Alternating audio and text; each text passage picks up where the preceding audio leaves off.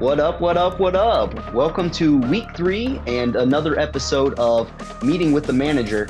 I'm your host, Phil Accio, and today we have a very special show. I have one of the managers that we have never met with before, but we always are excited to get the opportunity to correspond with.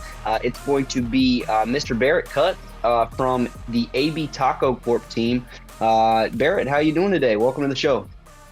Man, Phil, I've been wondering why y'all haven't had me on this. I'm such a big Bspn fan. It feels like an honor, even though I've been in the league for one of the longest times. It's kind of leaves me with some questions, but whatever. I'm here and I'm grateful for it. No, we're definitely, I mean, we've been looking to have you on. Obviously, one of the OG members of the Blake Bortles retirement, newly renamed league. We just had a lot of other priority guests. Mostly that's the main reason we haven't had you on. But glad to have you on the show tonight. Obviously, like I mentioned, heading into week 3, sitting with a 1-1 record. So for you, I'd say that's pretty good, sitting around 500. Just wanted to have you on, give you a little spotlight, a chance to talk to the other members of the league, get a little insight from you, and see how you're feeling about the year. So first off, I just Can want I to can start I off. correct you, Phil? Can I correct you on one thing before we move forward, and then Of you can course, just jump please. and just jump right into your question. You're fine, but I'd like to fix the record that I'm actually 2-0 in my personal record book. There's no way I lost to Jimmy. That didn't happen in my personal record book. All right. Oh, believe me, we got some questions about that as we come up, but unfortunately, we don't take into account personal records or any type of bullshit. We It's just my personal stick with the record book. book. It's Uh, my well, personal record book. Well, we're just going to discount that. So moving on, like I said, okay, so in your personal record book, are you also the lowest scoring team in the league currently? Because in the real record book, I have you as the lowest scoring team with 204 points currently going into week 3. I just wanted to ask you about that. Obviously, 1-1, so the record, is there. You have won a game, and you tend to count that loss as a fluke. So I just want to ask you about points and how you plan on upping that, or if you think that's any reflection on your team at this point in the season. Yeah, I mean, it wasn't a fluke. I'm 2-0, but the thing about my team is in both weeks I have gotten a couple of zero burgers. I mean, Brees Hall got 9 yards, I guess, but ultimately I got to fill out where those points are going to come from, and I think that ultimately Jonathan Taylor is going to get traded. I feel really good about that. I believe he's going to come back week 5 for me and be a huge step up to be my RB1. Um, and then ultimately, my team will step down and I'll have Brees Hall in my flex. You know what I mean? And then that will make me feel a lot better because I'm sure that he's going to get the ball a little bit more next week and moving on. Yeah. I mean, we all have wild dreams when it comes to fantasy about things we think could, might, or should happen. Will it turn out that way? I mean, all we can do is wait and see. But I mean, in your version of things that you have going on in your head, that sounds pretty good. And obviously, if that happens, I think you'll be in a pretty good position. I'm glad you bring up Jonathan Taylor. I actually have that on my list of questions here to ask you. So speaking of Jonathan Taylor, you draft him. It's kind of in the middle of everything happening. And then right off the bat, they say they're not trading him. What are your thoughts on Jonathan Taylor right now on the timeline coming back? Any potential teams that you could see him going to? And do you still see him, as valuing at the pick you took him at? Do you think he's going to be a number 1 on your squad and contribute in that sort of way? Yeah, like I just said, he's absolutely going to be my number 1 eventually. And running backs are dropping like flies. I wouldn't be surprised if the Browns trade a one for him. Here's the thing. The Colts are coming out and saying that they're not going to move him unless the price is right. But Jay Glazer is that guy, and he has come out and said the price is actually on the table, and everybody knows that the price is just a first-round pick. Someone's going to come up with that, and I think it might be the Browns. Yeah, no, and it possibly could. Obviously, we all are aware of the horrible injury to Nick Chubb. Hope he rests up and gets back out on the field as quickly as possible. Obviously, not going to be this year. but we've seen him do it before from pretty much the same type of injury to the same leg, unfortunately. But he's a great player, and I'm sure he can do it. I heard the Browns were meeting with Kareem Hunt and considering some other players as well. But obviously Jonathan Taylor is a great player, and I do expect him to be traded at some point, if not back in the facility for the Colts himself. Phil, give me 1 second. I got to put a little waiver claim in. You just said Kareem Hunt is Yeah, back in he's the already taken. mix. Unfortunately, we had a very savvy What? member of the league sweep in and grab Mr. Hunt. What? And yeah, It's all right. unfortunately, Jonathan that's Taylor is going to be there. Kareem Hunt's not going to play there. okay. Gotcha. Understood. Well, moving on. I noticed some talk about other players. Speaking specifically about Kyle Pitts, your tight end, and possibly making some moves to get him off the roster. But you said that you are pretty confident in him. So which fucking thing is it? Is he going to pop off? Is he going to go off?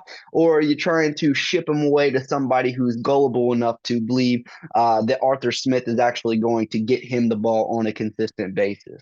So that it's not an Arthur Smith thing as much. His offense, it's designed to get these playmakers the ball, which that is one thing that Pitts is. He's a fucking freak. And He's a Ritter Gator. just isn't that guy. Yeah, he's Gator trash. But he is a freak. And Ritter's gonna end up getting benched for the Green Lizard at some point, and that boy can sling the pill. All right. So look out whenever that benching happens. So who is the Green Lizard? I'm sorry. I What do think you we need mean, to who is break the this Green down. Lizard? You work in the BSPN offices and you don't even know who Tyler Henneke is? Oh, is that who the Green? Now, I haven't heard that You're terminology before. insane. No, You are great player, good player. I insane. think that Taylor, excuse me, could step up over Desmond Ritter at some point. He showed some consistency in the past with the Commanders, but I've never heard that, nor has anybody else, and I am pretty sure that you made that up. Moving on, Joe from Buck Kyle said Pitts, that. Joe Joe Buck Buck. said that. We don't recognize Joe Buck on this show. We recognize Dick Aiken, and even then, it's only slightly. Your roster this week is looking a little bit shaky. And when I say that, what I mean is looking through your roster, there is 7 questionable players. I don't know if I've ever seen a fantasy roster going into a week with 7 questionable players. Now, around the league in general, there has been an injury situation, an injury bug plaguing different members of the Blake Bortles retirement community, among other fantasy leagues. Are you worried about those 7 questionable players this week, or is that something that you think your team is prepared to handle? So at some positions, no. Obviously, our depth at the receiver is a little sus. At the running back, I think I can sustain it. Like I said, it's just a week. Jonathan Taylor will be back. I'm not really worried about that as much. But yeah, I mean, if my guys aren't out there, then I do not have much depth for my receiving core. They're solid, but damn, DK definitely got a little banged up. Yeah, that's how it goes in the league. Yeah, it certainly does. Like I said, it's something everybody's been dealing with. Obviously, injuries are unfortunate; they can derail a season faster than drafting Kyle Pitts. But I think that ultimately you probably are prepared to deal with that, and hopefully, all 7 of them still end up playing. We know that sometimes the deemed questionable, can just be a small bruise or whatever the case may be, and they Sure, that just usually. means that they're not practicing Wednesday. Exactly. There you go. There you go. All right. Moving on. So I want to hear from you one team manager that you are looking forward to possibly playing, and one team manager that you don't want to see on your lineup. There's no team that I'm afraid of. Are you kidding me? What are you talking about? My team, Come on. top to Let's be honest. bottom. If it's It's just totally us two. healthy, if it's Let's just be totally honest. healthy, and you're looking at my roster, you're thinking, But it's "Oh not. my God, that's an But it's amazing not. team." It's Okay, it's that's not no totally team. No healthy. team. Look, Phil, you're bringing me on. All right, let me say my piece real quick. All right, no team is perfectly healthy. I'm not afraid of any teams out there right now. Okay, my team is the shit. All right. Oh, 2 and well, 0. obviously you're scared of Jimmy. Team 2 and James 0. just took you in and, fucked you. So obviously some 2 and teams 0. can get to you. But okay. If you're not going to be honest with me, then on the flip side, what manager are you looking forward to playing the most? Somebody you really want to get at, somebody you are competitive with, overly competitive with, or just have some beef with in some sort of way? Well, look, I'm not calling nothing beef, but I'm excited about this Call bounce back. somebody out. This is the show. Call This is somebody all out, right. man. This is the week. I'm saying this is the week. I'm gonna beat the slumping rookie lucky champion, and I'm gonna bounce right back to it. And maybe Jimmy slipped out a weird win that somehow might have happened, but I'm not worried about it because I've got a dub coming this week. All right, understood. Well, that's a guaranteed win from Barrett this week against Guaranteed, Carson. guaranteed. All right, cool. Well, any words for the league before we let you go? Excuse me. Any hot takes? Anything you got to get off? Any trade, anything on the trade block you're looking to advertise? Basically, this is your time to take the floor and say whatever you need to. Yeah.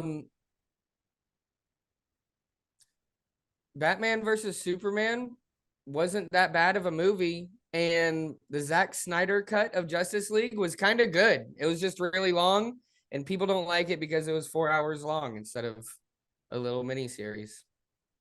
Well, there you have it, folks. Before we go, one more thing. Favorite BSPN analyst? Who's that guy that died? We don't talk about him anymore. We don't say that name. Oh, R.I.P. Dean. well, Dean All right.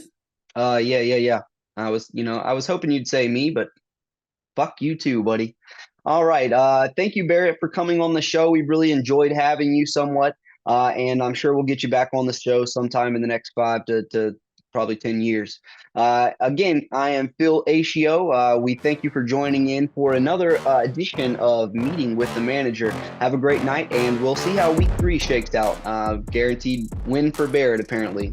All right. Have a good one.